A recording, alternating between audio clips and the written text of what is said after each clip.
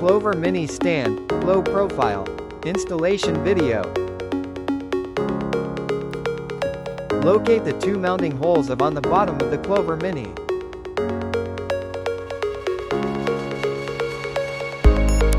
Align the mounting holes of the Clover Mini with the bracket holes of the stand.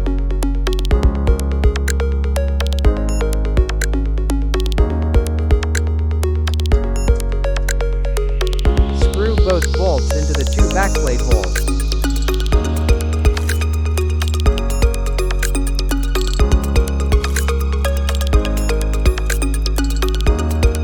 Use the provided Allen wrench to fully tighten the backplate to the Clover Mini.